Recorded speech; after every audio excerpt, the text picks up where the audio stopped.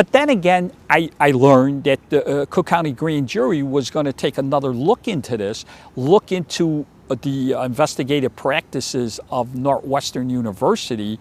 And I says, you know what? I agree with this. Let them do the investigation. Let them sort out the facts, and we could find out once and for all who actually did the murders. And I was all for that. And then they had the investigation, and for some reason they dropped it. My personal view is at the time of the grand jury investigation, that then Mayor Daley was running for mayor against Bobby Rush, and this was a hot political potato, and he didn't want anything to do with it. And Dick Devine, who was his first assistant state's attorney at the time of this incident, he was the state's attorney, and he didn't want anything to do with it. So they said, you know what, let's drop the whole thing. Okay, so then what happened? You got served a civil. I got served a civil complaint lawsuit for the case, which we kind of expected. You know, I kind of expected it, but it was at that point I got my emotions started changing. I got angry. Why? Well, I got accused of certain things that I didn't do. What did you get accused of? Well, I got accused of being a ringleader of this great conspiracy to frame Anthony Porter. I got accused of not having probable cause for an arrest. I got accused of intimidation of the witnesses. I got accused of some physical abuse, and I didn't do any of this stuff.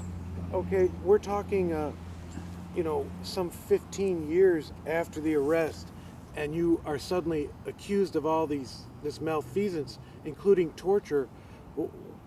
Was this the first you'd ever heard of these allegations? Yes, and that's what got me mad. I got at that point when I learned the accusations made against me, I made a conscious decision to cooperate fully with our defense attorneys, and the defense attorney was Walter Jones. When Walter Jones first contacted me, and I went up there for the first interview, and he laid out the case, and he laid out what I was accused of, I became angry. And I said to Walter, I said, anything you want, I'll do. I didn't do any of this stuff. This is a bunch of bull. These are lies. I said, that wasn't me. Who do you think was responsible for all these lies? Well, here, let me put it to you like this. Anthony Porter spent approximately 19 years on death row. And when you're on death row, who are you living with day in and day out? Other prisoners that are in death row. And it seems to me that the same accusations, false accusations that were made against me, were being made by other detectives in the detective division. Were being made against other detectives. Against other detectives, and then I started, asking questions and talking to different people. Is the allegations were the same: intimidation, conspiracy, brutality, no probable cause. What role did you think that the Innocence Project and David Protest had in these allegations? Well, first of all, I got to go back to their original investigation. Their investigation was flawed. They compromised the facts. They twisted the facts. In my opinion, if anybody did the intimidation, it was Northwestern, and the people that worked for Northwestern intimidated William Taylor into signing an affidavit saying that he didn't witness the murders, and that I intimidated him. If you look at their role, if anybody did intimidation, they did, not me. They were the ones that were intimidating. And why do you think Northwestern and Protest was doing this? Well, they wanted to abolish the death penalty in Illinois. They wanted the death penalty. They didn't want anybody executed for the death penalty. They were death penalty foes, and they knew that Ryan was on the then Governor Ryan was on the ropes, because there was an investigation in his office, and they were hoping that he would pardon everybody and give everybody a commute their sentences. What was it like for you to have these accusations made against you? Okay. What was it like at this point in your life to have these kind of accusations made against you? What did it do to your life? I can't describe it. You got to understand something. I was brought up in a very strict Catholic household. My mom and dad were very strict Catholics. They believed in the Ten Commandments. They believed in the teachings of the church. And they set an example for me. I personally, I said, wait a minute, I didn't do any of this stuff. And yet, my Catholic upbringing, it was, wait a minute, this isn't me. And that's one of the reasons why I liked working with Dennis. Me and Dennis thought alike. Me and Dennis. Denny. Me and Denny was also brought up in a strict Catholic household. And our parents gave us some character, moral values. We weren't into any of that stuff. We had a favorite expression. We threw sand in the air, and where it landed, it landed. You got dirty, you got dirty. We were in about to me, I couldn't beat a confession out of somebody. I couldn't, that wasn't me. That wasn't Denny. And there were many sleepless nights. I kept on going back to, my God, I said, did Anthony Porter actually commit the murders or didn't he? And I couldn't, if he didn't commit the murders and he was executed, I don't know how I could have lived with that. But then again, when I got involved with Walter Jones in the lawsuit, I started to realize, wait a minute. I stood by our investigation. I stood by what we did and what the other detectives did. And it caused, I'll tell you, it caused a lot of grief and aggravation in my house. My wife, at the time when this was occurring, my wife came down with some very severe health problems. She's got health issues. And it was taking a toll on her. It was taking a toll on my kids, especially my daughter. In fact, my daughter refuses to talk to this one girl who was a friend of her, because the girl was teasing her. Your daddy framed a guy, and your daddy beat a guy, and all that stuff. And it's kind of difficult when your 10-year-old daughter, 12-year-old daughter comes up to you, whatever, how old she was, 12, 13 years old, and say, Dad, did you do it? And I had a look, Gina. I said, you know me. I said, that ain't me. You know, that wasn't, I said, that wasn't me. That wasn't, we didn't do those kind of things. And it was tough. I'll tell you what, it was tough. It was really, really tough. But the more I got engaged with Walter Jones, I started coming out of it, and I started reviewing the case report and the court files and some of the documents that were coming out of the Corporation Council. I said, wait a minute, we didn't do anything wrong. And in fact, there was a political decision made to drop the case. And that really got me angered. And I became engaged. I became, I became, I was hurt, but it gave me a lot of determination to prove we didn't do anything wrong, and they were the ones that did something wrong. But, you know, one thing that I've noticed in the civil case is that at one point the case seemed to go from saying you guys didn't do anything wrong to saying, wait a minute, not only didn't we do anything wrong, but Porter's the murderer. Right. Well, Tell me about that. Well, we had when Porter sued us, we had I believe it was a 6-day trial. And the facts and the circumstances were basically the same as the criminal trial of the murder, except for me and Dennis were the ones that were on trial. And there was...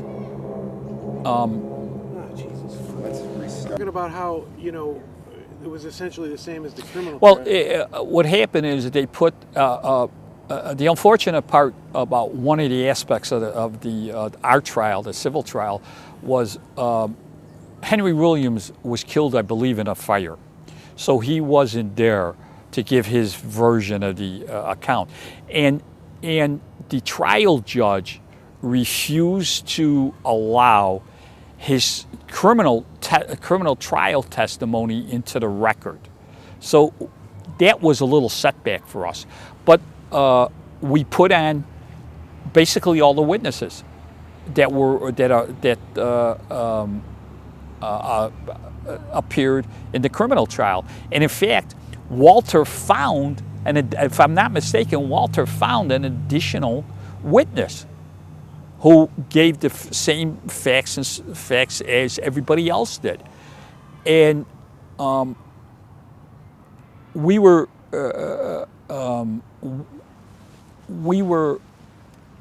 the allegations came out, and we were able to, you know, to prove that we didn't do it. And in fact, after the jury heard all the facts and circumstances, they came back that we did have probable cause to make the arrest. We did have probable cause to bring charges against Anthony Porter, which was a big victory for. That was a big victory for us, but it was also a victory for the city of Chicago, especially the Chicago Police Department's detective division.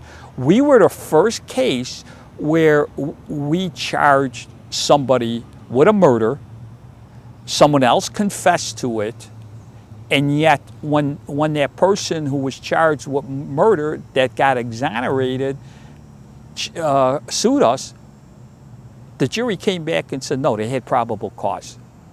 And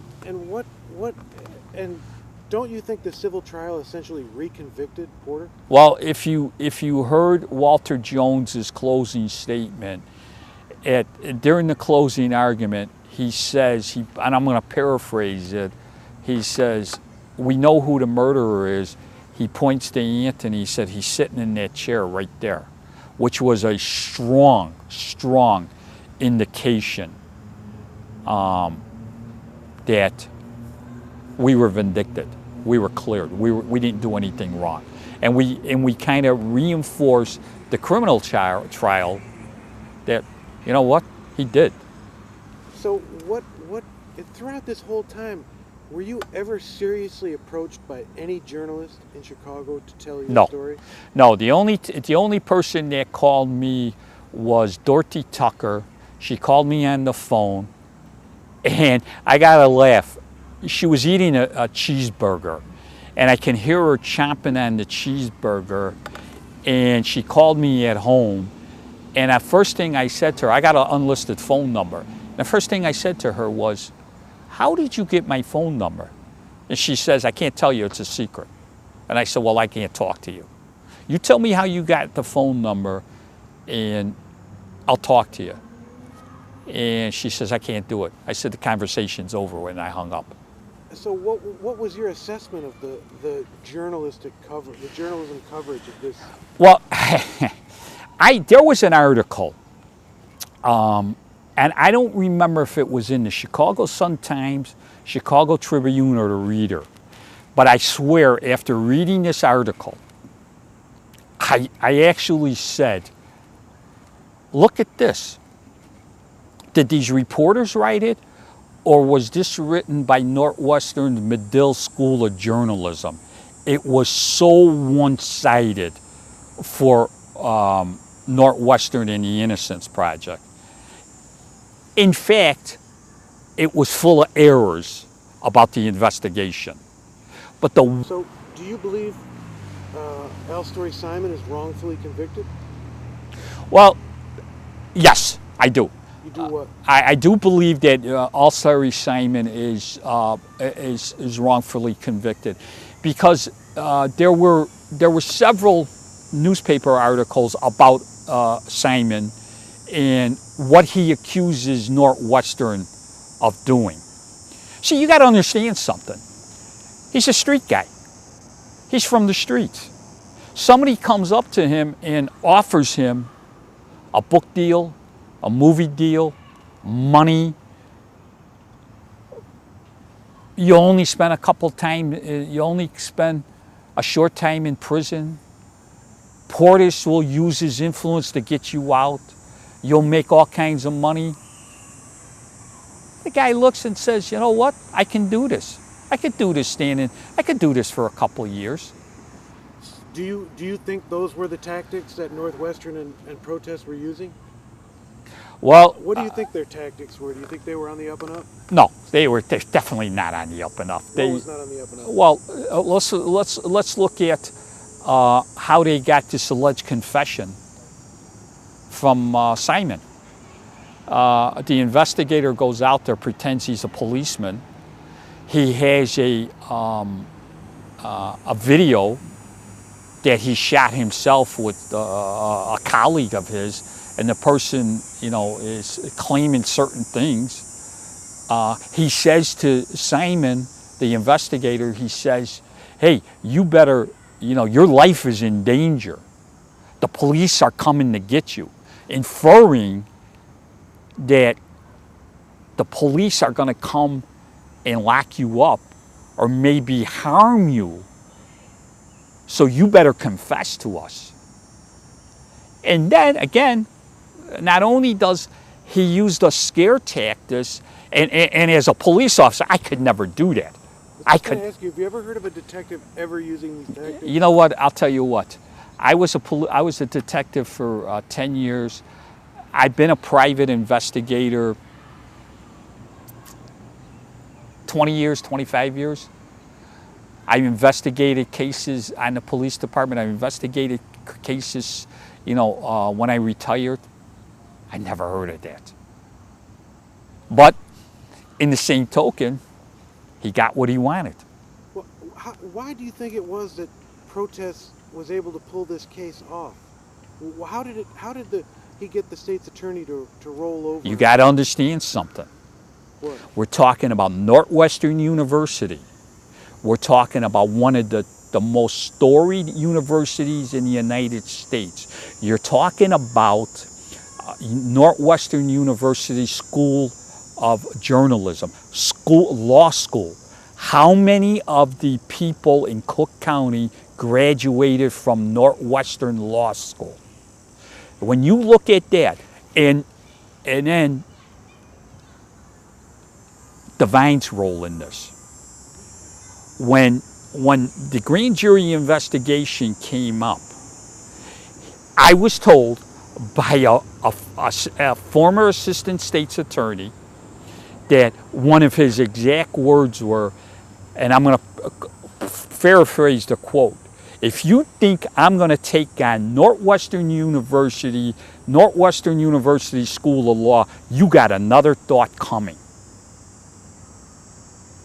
So, if you could say whatever you wanted to Protest and his colleagues that turned over the Porter case, what would you say to them? And what they put you through? I don't know. The one thing I would say is, are you proud of yourself? Are you proud of the fact that you subverted Illinois case law? Are you proud of the fact that there were people on death row, convicted murderers, beyond a reasonable doubt, that you freed them from just punishment? Are you proud of the fact that you might have let numerous guilty people free from jail because of your political beliefs, because of your personal beliefs? What about the people that were victims? What about the people's families of the victims? What about all the pain and suffering these people were put through because of your political beliefs, because you didn't like the death penalty? That's what I would tell them. And what do you think that Protest and his group, what do you think they've done to the image of the Chicago police? Oh, they ruined it. They ruined the, I'll tell you what, they ruined the detective division, and they ruined several members of the detective division.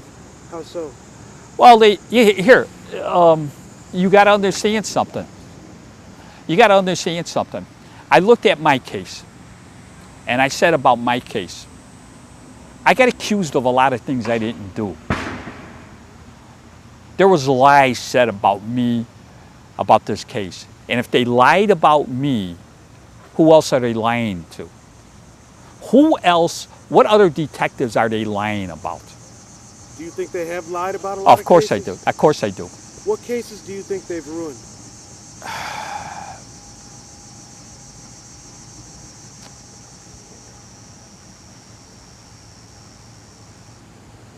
I believe I think the name of it, Madison Hobley.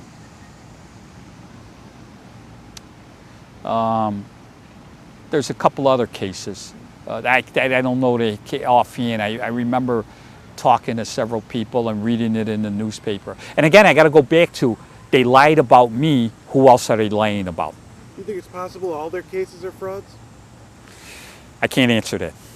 I can't answer that. All right, let's call it for now. Do this. Okay. We talked, Chuck, about what harm Protest did in your life, in your career. Can you give us an example of what these allegations did to you? Well, it hurt me both emotionally and financially. Is after I retired, and when this happened, I was interviewing for a position as an investigator with the Kill County State's Attorney's Office. In fact, I went up there for 2 different interviews, and one of the attractions they had was, not only was I a homicide investigator, but I was a certified arson investigator, and they didn't have anybody in that unit then that was a certified arson investigator. After the second interview, I was told, you aced it, you're going to be hired. I got a phone call from a former colleague who I worked with in Area 1, who was a supervisor, and he said, Chuck, he says, you're getting hired. He said, really good. And then a few days later, I get another phone call, and it says, sorry, you're not going to get hired. And I said, why? He says, Anthony Porter, with the Anthony Porter case. And I says, isn't that something?